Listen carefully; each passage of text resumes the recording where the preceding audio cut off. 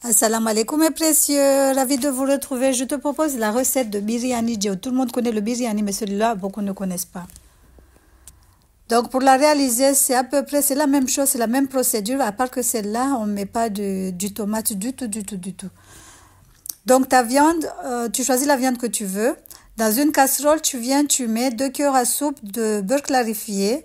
Si tu n'aimes pas le beurre clarifié, rajoute par la matière grasse que tu aimes. Tu vas rajouter des échalotes ou des oignons.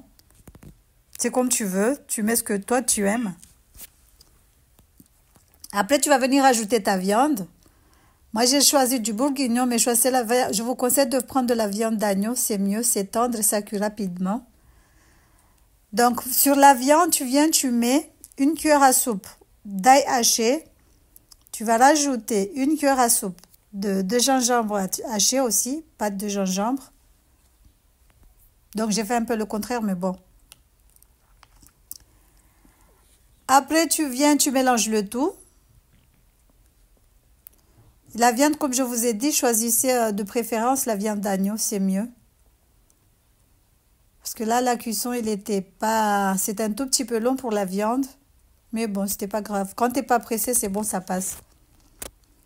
Donc voilà, comme je vous ai dit, vous n'êtes pas obligé de laisser mariner la viande toute la nuit. Hein.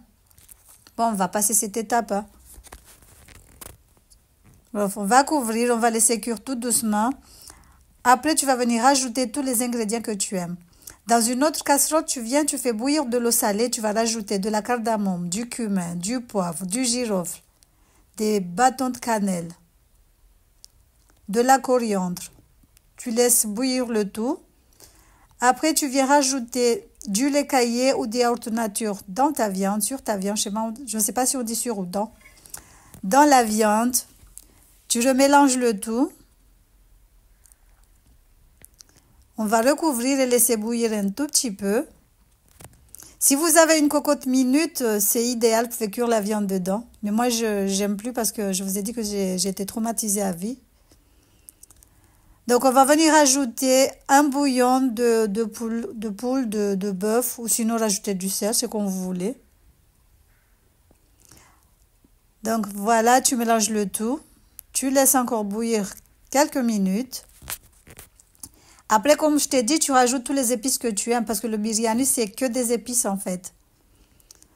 Donc là, j'avais oublié que j'avais des petits sachets pour même manger des enfants qui sont très, très difficiles. Quand je fais à manger du pilau ou autre qui croquent sur de la cardamome et tout ça, ils ne mangent pas après. Ils laissent tomber, ils ne mangent plus. Donc, j'ai acheté des petits sachets pour mettre les épices dedans.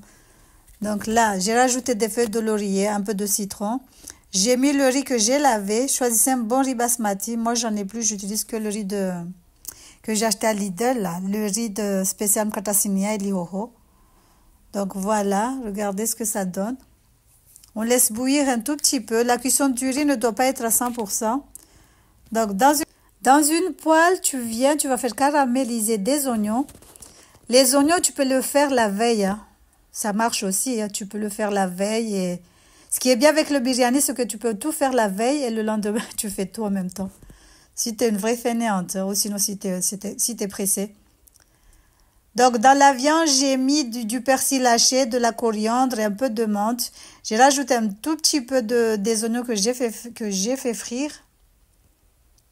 Donc, voilà. On va venir mettre notre riz, le riz qu'on a égoutté. Donc voilà, on met bien, on tasse bien. C'est pas compliqué de faire le biryani, c'est à plusieurs étapes, mais je trouve que c'est pas compliqué. Mettez du samli fondu de préférence. Après, tu vas venir couvrir avec du papier cuisson, du papier alu et tu laisses cuire tout doucement pendant environ 30 minutes à feu vraiment très très doux. Donc voilà, j'espère que cette recette t'aura plu. Comme je te dis, ça c'est du biryani blanc, sans tomate. Voilà. Regardez ce que ça donne, mashallah. Voilà, ça sentait trop trop bon. La cardamome, elle sent un tout petit peu fort, moi j'aime bien. Voilà. Tu peux l'accompagner avec n'importe quel rougail. Voilà, et comme je vous ai dit, mieux vaut le faire avec de la viande d'agneau. Salam alaikum. Tchuss, bismillah, machallah, ça sentait trop, trop, trop bon. Et c'était bon aussi. Voilà, voilà. Laissez-moi un commentaire si tu connaissais cette recette. Bisous, bisous.